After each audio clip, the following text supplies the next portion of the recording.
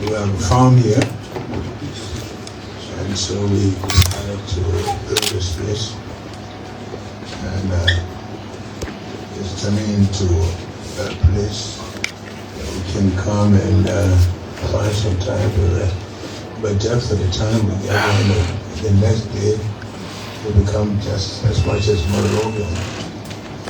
I want to thank all of you for coming all the way on this dark road. The road is how it is because of arrangements that were made before to give concession agreements that were hauled iron ore without wood. We have to continue to live with it. Every now and then we intervene, we tell people how they could make life look better, and we can't do it for too long. I hope again with the road getting worse and worse, we can intervene, but I want to welcome all of you and I want to thank you for sparing the time to come all the way out here. Thanks to all of you who also came on the day of the birthday. A number of people that were here from all over. Very encouraging, and I'm very grateful for people.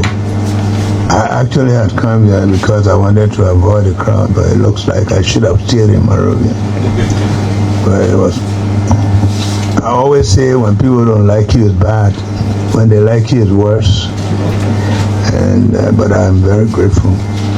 And it's good that we're having this cabinet meeting here. It's a little change in venue. We hope we'll have the opportunity to do that once in a while. Thanks to all of you again for the support, for the hard work.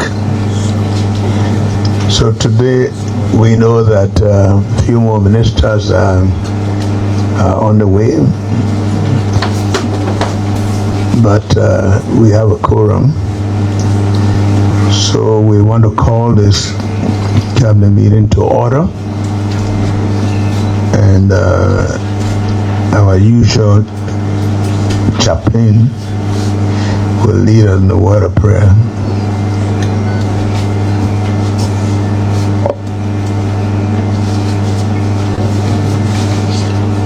Father, we thank you for the opportunity to serve.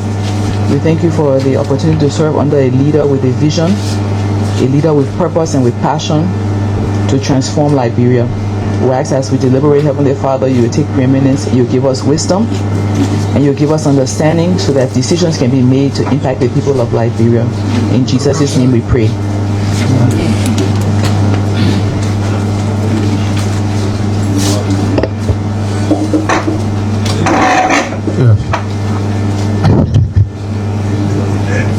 Good morning, Mr. President. Good morning, Mr. Vice President. And to join the President, I would like to welcome you to this 8th Cabinet meeting of the year. And as the President said, you know, the venue has changed. So some of you will be quite uncomfortable because of the sitting capacity. But nonetheless, it's still a Cabinet meeting. And we hope the results from this Cabinet meeting will be one that will impact livelihood around the country. Mr. President, before I proceed, I would like to do a few introductions. First, we have a new Minister of State for Presidential Affairs, Mr. Sam Sikuya, who is sitting in today as the Minister of State. So, Mr. President, welcome.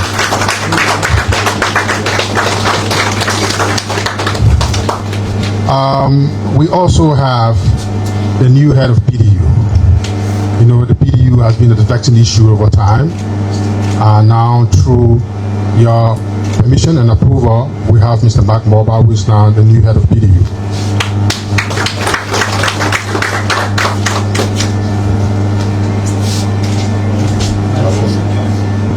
Yes, we also have with us the Minister of Mines and Energy, the new Minister of Mines and Energy, Mr. Timba. Welcome. Okay, as you can see, the agenda is quite loaded and compressed, but the most important part of this agenda, of course, as the president has always intimated to us, is creating jobs for the youth. And therefore, we'll brainstorm as a cabinet. I've asked few ministers and heads of agencies who work directly, is in line with job creation, to chime in to see how we can collectively find a strategic approach to increase job creation in the country. And hopefully, at the end of this, we will have an accelerated job creation framework with specific responsibility from various ministers and agencies. The next item on the agenda, of course, is the question of drugs. You know, there have been some work, some improvement so far in tackling the job situation, but we want to hear from those who have been charged with the responsibility to handle this and find a way how we can speed it up, where the gaps are, fill them, where we need to make some improvement, do that, especially in terms of rehabilitation of those who have been affected by the drug crisis. But it's also important that the drug crisis and the rehabilitation of those affected can also be linked to employment as well. So you see how employment is so critical in this meeting, for this meeting. The next item on the agenda, of course, is the budget. For the first time, we've exceeded the $1 billion mark, and so we are all happy. The minister will brief cabinet on the budget, some of the assumptions that went into the budget in terms of revenue generation and how the revenue will be allocated across the various sectors of government. And there are other issues on the agenda, including our role as a member, a non-permanent member of the United Nations Security Council. The foreign minister will be speaking to that specifically. Okay, Mr. President, without much ado, I would like to turn the agenda over to you in the meeting for you to preside. Thank you, sir.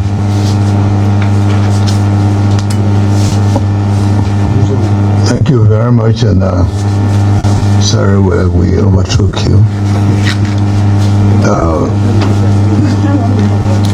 Mr. Vice President, the Dean of the Cabinet, members of the Cabinet, members of the press, as I said earlier, I want to thank you again for your presence here. We have a few things to highlight in our opening statement as we begin the last month of the year.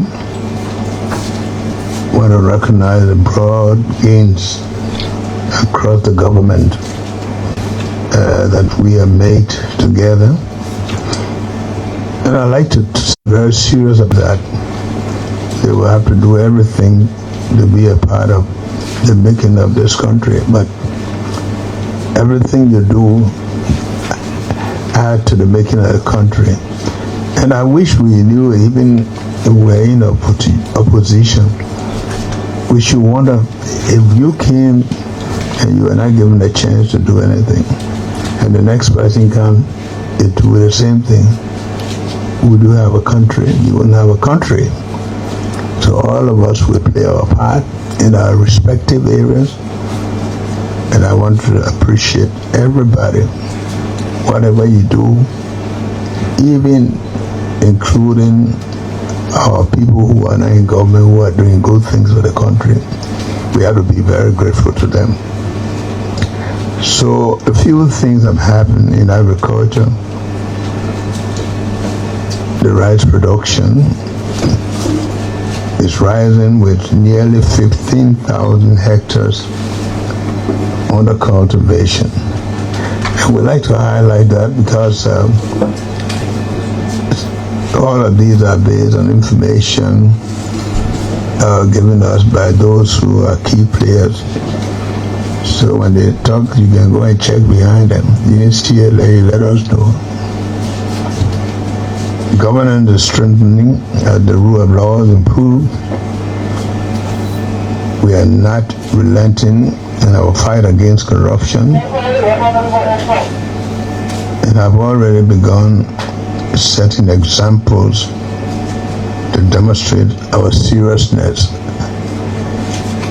Cases involved suspended tenure officials should be resolved promptly, and you know some of them have already resigned, and outstanding orders excuse me, outstanding audits along with matters submitted to the LACC. We must address these without delay. And I'm saying without delay because sometimes these delays create other problems because people continue to talk about them, and also they affect our progress. The national security has improved. We must continue to intensify our effort against drugs. And I want to say that from all indication, even the fight against drugs is taken very serious, including the citizens themselves. I want to be grateful to them. Our young people need to be rehabilitated. So it's not just fighting the drugs, but to rehabilitate some of those who've been affected. The economy is stabilizing, growth is accelerating. Key achievement this year that we have support the $1 billion national budget. As you know, it's been a long time. We've been between 600-700 million to make such an improvement. I want to congratulate all of those who have been involved in the tax regime, and most of this money come from our own resources. That's the beauty about it. In tourism, establishment of tourism authority in Liberia, it's a very important move. Internationally, Liberia is gradually regaining credibility and visibility. The public sector delivery depends on our strong performance. Our officials must collaborate, meet their targets under the performance management system. Maybe when we started, most people did not understand how that was working, but I hope it is working now, and provide regular reporting. We will track the outcomes of our foreign trips and engagements with development partners and ensure that Liberia benefits from these trips and from our efforts. The high demand of leadership will continue to guide our appointments. We have to have rigorous vetting of critical positions and not at business as usual. It's not going to be based on party relations or any family connection. Because if this country has to move, we have to put the right people in place, people who love the country, people who want to see a good country, and people who are competent. With DA leadership, I want to inform all appointments, particularly as we respond to the service delivery. It is important because it affects our youth and our country. And I want to go also further to say that we approach today's discussion with firm results. Unlike for some of the people, because it is difficult for people to know what is happening, if you have some special programs that you are pursuing that maybe you can brief us, because people want to know what is happening. Some people talk without knowing. We don't care much about those who don't want to say the truth, but we know what we're doing, and sometimes the things that you have in the pipeline that will make people know that things are happening, you have the chance to talk about them. One thing that is sure that we are committed to building this nation, and I'm saying that we are doing it on the basis of who we know, where we know about our country and where we want to move it. I have other talking points such as in the agriculture sector, like we said, the rice production, but also in the infrastructure. It's expanding. Electricity, I think the MD was here this morning. I don't know whether he's around. I want to thank him very much for the hard work, and I see people are feeling that electricity is moving. I think one of the most recent ones is that want to take it all the way to Robertsville from here to Bay Junction. I think that is ongoing. Integrity and accountability. Integrity institutions, we want to let them know also that they too are not above the law. So just as they are there to monitor, we also are monitoring them because they will have to be what they want us to be. So suspended tenure cases, outstanding audits, LHCC matters must be resolved quickly, as I said. Security anti-drugs, we have talked about that. Fight against drugs being intensified. We want to warn those people who are doing these jobs that they are not, like I tell the police, that the badges they wear are not hunting license. I see the drug and drug people, they're running wild with things as if to say it's a license for them to break the law. That's not what we said. The results must show in what you do.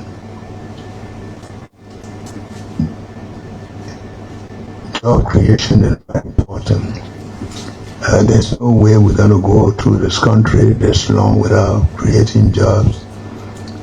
As I told you quite often that a lot of young people train, prepare to work these jobs. Some people believe that all these jobs must come to the government. It's not possible. So let's do everything. I don't see the NIC man yet here. No. Oh, okay. Then our international standing, which is very important. Sometimes we don't know, but these are all monitored very closely, and they have a lot to do with how we access loans, how we support, and I think it's important that we are conscious of that. The public service performance, we've already talked about that. I mean, our leadership and appointment, we don't know everybody that we appoint. But we want to say that people who even recommend people must first believe in what we want to achieve, and they themselves must stand for it before they bring people. I just hold anybody as accountable who bring somebody who they know, not the right person. We can help people, but when it comes to service delivery, it has to be the right people. And right people don't necessarily mean people who are academically competent, but with integrity as well. Behind the corridors, I want to inform you about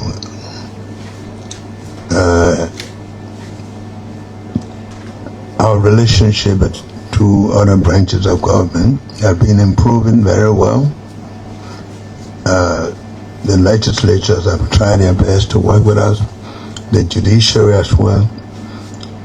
And I think we make them to understand that we all need to work together to achieve what we have to achieve for this country. We had very successful conference in Banga, thanks to the Minister of Internal Affairs, the travel chief, and all of these people. They turned up in numbers. They were well, the first time I see them, well dressed, and they were all in very good spirit. Of course, what I like to do for my own private record, I want to know the statistics, the number of leaders from each of the counties. Some county dominates too highly. It would be interesting if you got to know. But they were all in good spirit.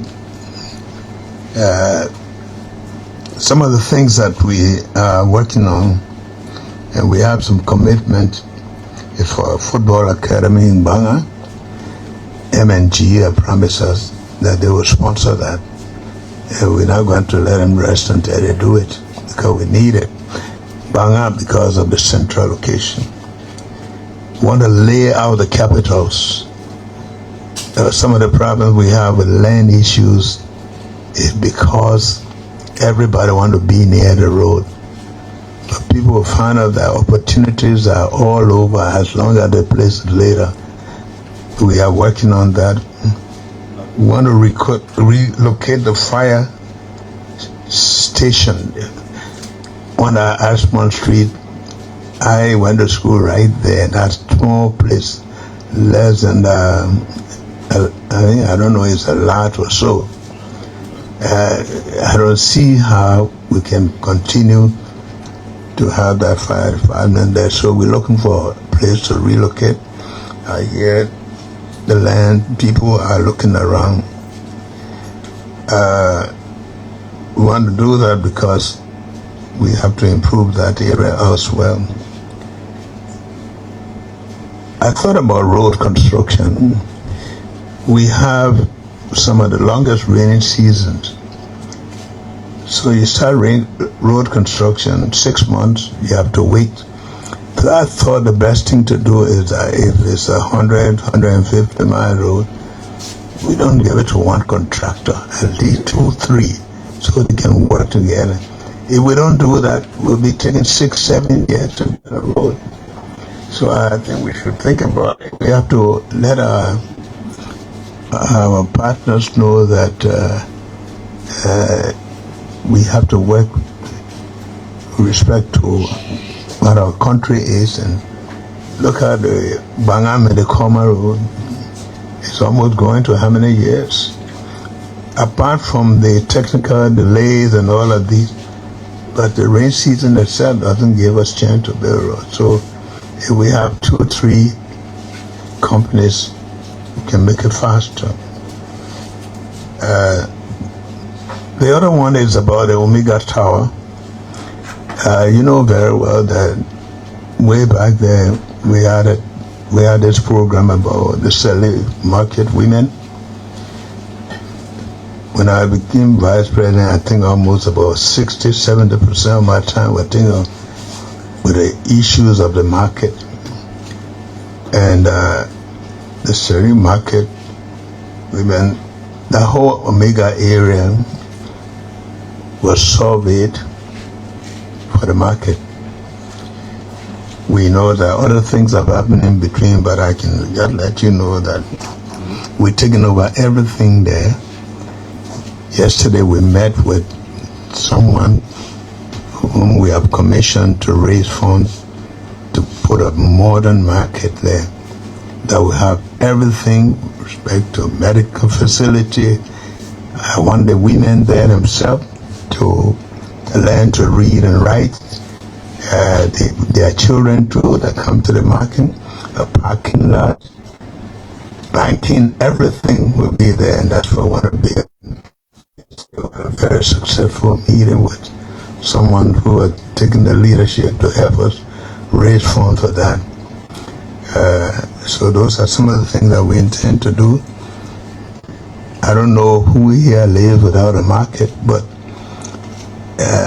for us to go to markets, I've been to Gobaja before to see the slum from where our food comes and things not organized. I think that's not the way to go. So we talked yesterday. As they begin to raise the funds, we'll begin to do some of the job with the roads and everything. But those are some of the plans that we have in mind. And I'd like to see for some issues, for some of the billboards. For a long time, I had a feeling that if I were to wake up in the morning and see a billboard and say, we are building this school or doing that, for some people, it just gave them some special feeling. Sometimes we need to let the public know what plans we have. And that also helped the committee to all those. Here, the ERBC man is here. He's been doing a good job. And he spent the night here. He's from this area. We want to thank him too for the expansion of the TV stations. They're not going to be TV stations like we know where you have to, I think, for the saying that you have the normal TV and they put a transformer and that will give us access. I don't know, Eugene, is Eugene here? I think he's out there. So those are some of the things that we have in the pipeline, and as you know, we talk about them, but you are our DHL. You keep those promises for us. We want to thank you again. As we go on, there will be few things I would like to highlight, but the agenda of the day is before you. We want to go along with it. So this is just from our opening statement. But besides that, I'd like to also thank the Army for making use of the funds that are provided. The moment we dedicated the two facilities, Kakata and Sanakure, the next day 605 soldiers left the barracks. That shows how congested the barracks had been. The women there complained. There were about 2-3 families using one bathroom, which was not good. And I hope that more of this will be done. I want to thank the Army for making good use of it. I think they will have to brief us on the equipment that is supposed to be coming from Cameroon. We've been waiting. We have personally intervened. The Minister of Foreign Affairs, Kofi Woods, sometimes we need to be given progress report to know how we stand on that, so that if there are further interventions that we need to make, we'll make them. So I want to thank you and I welcome you. Again, we go according to the agenda. Thank you.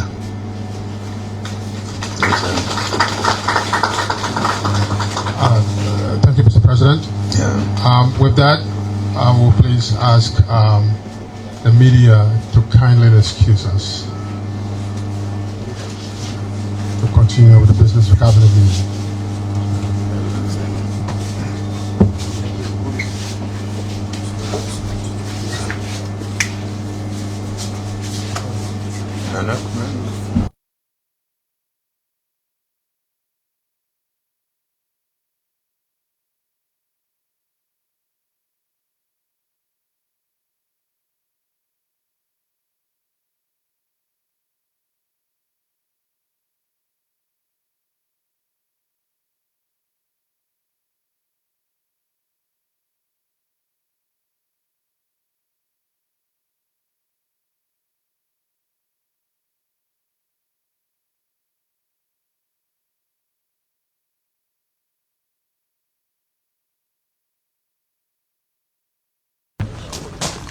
So folks, wherever you are, however you're following again, this is the Executive Mansion and we're live here at the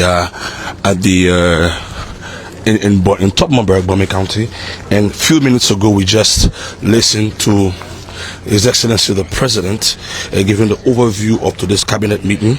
Right in there, he was speaking about several issues about the so I can just run you down a few lines about what His Excellency was speaking about, and we have the agenda here in our hand, and part of what he was saying that will be discussed today. We have so normally we have opening prayer, opening remarks, job creation, national emergency response, current job market, review of investment pipeline and job creation prospects, youth skills and employment programs, financing options for large-scale employment initiatives, and each of those items will be spoken by various ministry and agencies or ministers, and based on what will be said, will inform His Excellency on the way forward.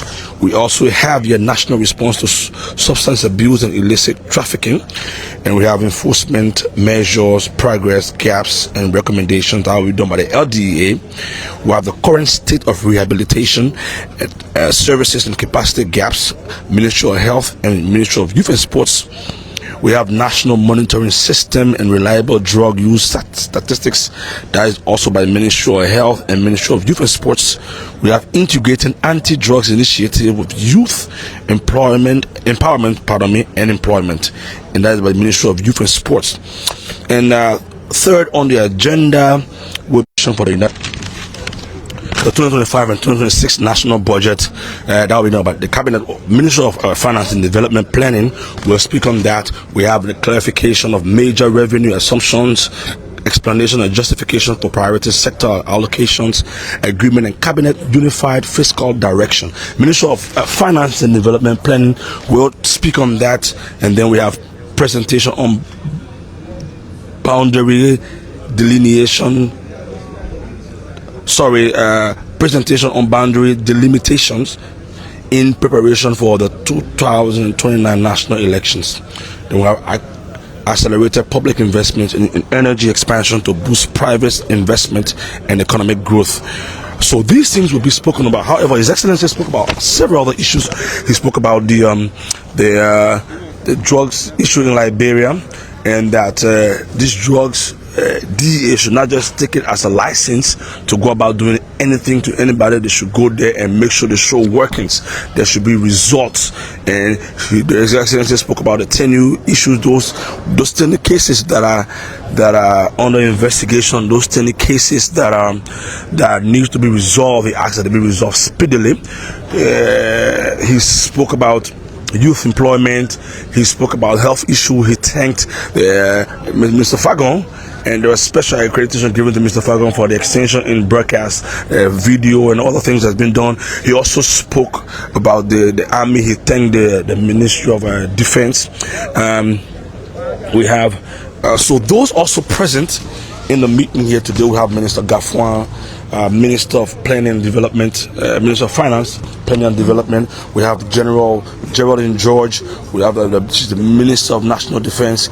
We have the Honorable Sekou Kroma, Minister for Post and Telecommunications. We have Madam Magdalene Dagoze, Minister of Commerce.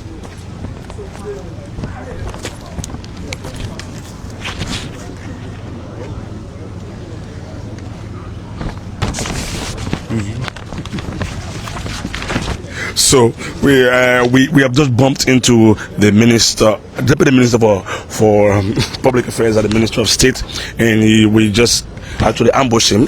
Mr. Minister, I don't know if you are following, but His Excellency, today is a cabinet meeting here, the first out of the city of Monrovia. First of all, what does that speak to His Excellency's vision for Liberia, and what does this speak to decentralization?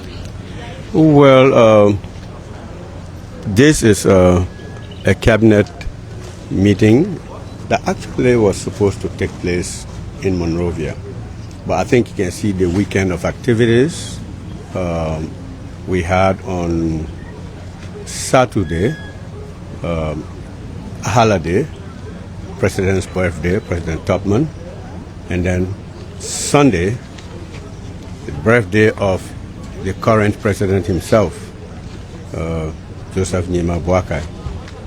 And there is a need but there has been a need, let me say so, for the cabinet to come together to look at certain very critical matters of state, like you were just to budget,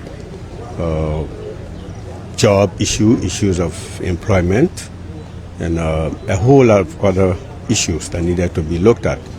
The president will be doing some travels very soon, so the meeting was set here as the most convenient.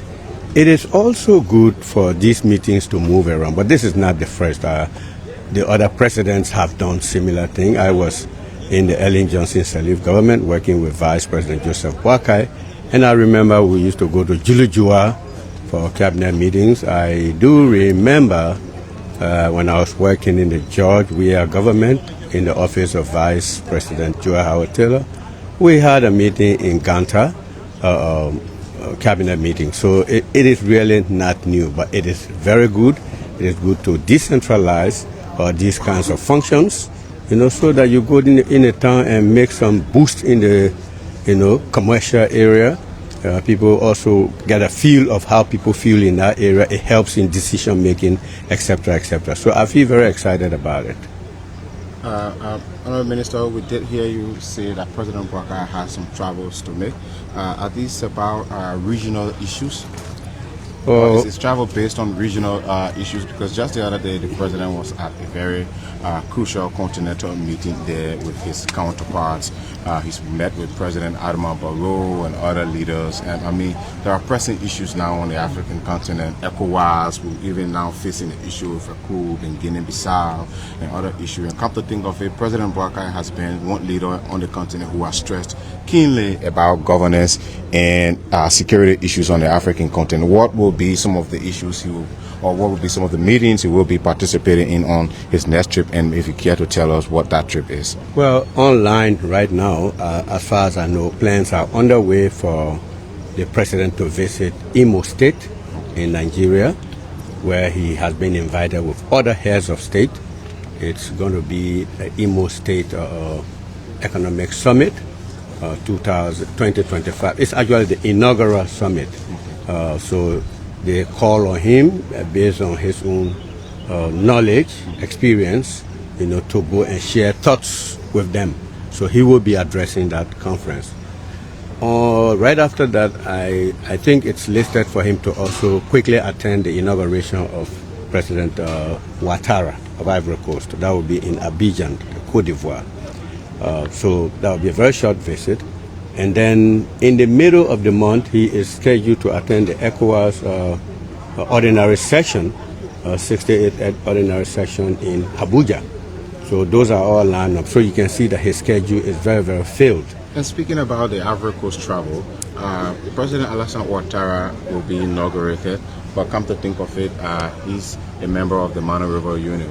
President Boakai has been making pressing concerns about economic issues and strengthening the grip of the Mana River Union. Does President Boakai intend to make use of this opportunity to speak to his counterpart about some of these issues? You cannot spare any opportunity. Every opportunity you have, you take advantage to push your issues wherever you go. So I wouldn't doubt it that would preoccupy much of his time too, sub-regional issues, even though it's just a celebratory thing, inauguration. But you use those moments. Some people used to say that at the United Nations, major decisions are not taken in the hall when the meeting is called to order. Say major decisions are taken in the hallways, in the coffee shops, so that when they come in now, it's not hard to formulate them into official positions. So on these kind of missions, leaders take the opportunity to push, some of the issues that they have at hand. Minister, one last one before I leave you. In there, when President Boakai was making his introductory statement, he stressed on the issue of the fight against drug. He mentioned that while it's true his government is doing well in the fight against drug, he's encouraging the security apparatus not to use the badges that they have as hunting licenses. He has raised a concern that he's informed that the folks in the DEA, in the police and other places, are using the badges to overstep their bounds. What do you make of this statement? How concerning is this to President Boakai? I am very happy that on this kind of platform, on this stage, he is letting everybody know what has been on his mind. For some of us who are around him most of the time, this is not a strange statement. This is something he has been expressing, he has been concerned about. This president is very concerned about people overstepping and misusing authority. I mean, that is something that turns him off. So I'm happy. I really was not in there right now when he was speaking. I arrived a little late, but I'm happy that he brought it out. It becomes a national issue of discussion. I think LDA people, these security forces, they have enormous state power in their hands. They have to be very careful how they employ it in the area of rule of law, because you could easily abuse it. There are a lot of temptations. You get a protester come in your face and this and that, but this and that. You may overstep. When you neutralize a protester, there is no more need for you to inflict extra harm on the person, assault them. The person is neutralized.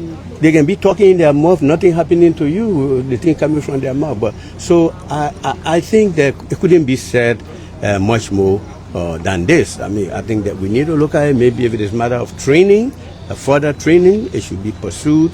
But the president says this when we go to these meetings. We're sitting on meetings that he conducts with key sectors, and he says it.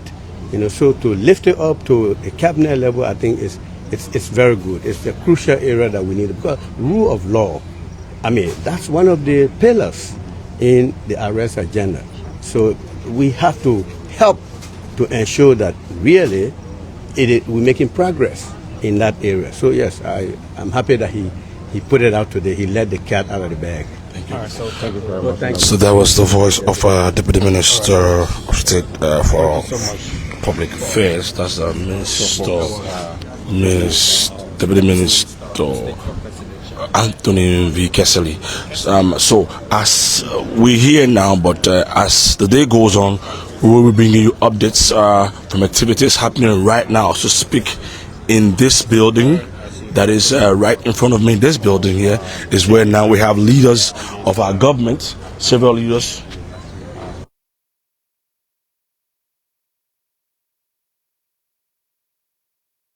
Several government officials from our government in there discussing pertinent issues relative to the growth and development of Liberia. They're expected to remain in there till maybe midday or after midday, and then they will come out for lunch. And but as I was saying, I was trying to list the officials that are here right now. Some of the government officials are here. So let me just run it from top to bottom. Minister Gafuan, Finance Minister, Minister of National Defense, Minister Geraldine George, the Minister of Post and Telecommunication, Minister Sekou, the Minister of Commerce, Minister Dagoze, Dr. Jasso Jala, the Minister of Education, Tyler Salif Tyler, actually, the Minister of Transport, Dr. J. Alexander Nuta, the Minister of Agriculture, Councillor Cooper W. Kura, Minister of Labour, Josiah Joke, Director General Civil Service Agency, Galakpai Kotima, Director General of the General Services Agency, Bomi Horace Colley, she's the Minister of Gender, Children and Social Protection, Honorable Jeff Blibo, he's the Chairman of the National Investment Commission. We also have Minister Honorable Samuel Kofi Woods II, he's the National Security Advisor. But the Deputy Minister here, Public Affairs, we have Madam Kulanye Fofana, she's the Presidential Press Secretary, Madam Madela Cooper, the Senior Political Advisor to His Excellency the President, Dr. Augustine Kone, he is also the Senior Advisor to His Excellency. We have Honorable Sir Johnny, Senior Economic Advisor to the President, Honorable James Dobo Jala, Commissioner General LRA, and the newly appointed Minister of Mines and Energy, and also the newly appointed head of the PDU. They're also in there. His Excellency introduced them. They were introduced by the Cabinet Director. So a lot of other discussions will be ongoing here. But as we said, His Excellency has touched on a lot of things. And as the day go by, we will be bringing you these activities as it happens. So thank you. If you've been following for long, my name is Varnias Kamara. I'm here with my colleagues, and recently, days ago, His Excellency held his birthday, 81st birthday here, and so I thought it wise to just bring also the entire government to sit here. The Vice President is also very present. Sorry, His Excellency, the Vice President of the Republic of Liberia, Honorable Kung, is also in there, and activities relative to the growth and development of Liberia are ongoing. So again, this is for the development of our country, and it was said His Excellency has few trips to make. One, he's going to Abia State in Nigeria for an economic summit. From there, he will be going to Ivory Coast for the inauguration of Honorable Ouattara, the president of that country, Cote d'Ivoire, and he will also attend the ECOWAS summit in Nigeria, ordinary session. Thank you again for following. My name is Varnias Kamara. We will resume when we have updates for you, but keep following the page, keep sharing, and have a blessed day. It's presently 50 minutes after 11 o'clock. Thank you for following.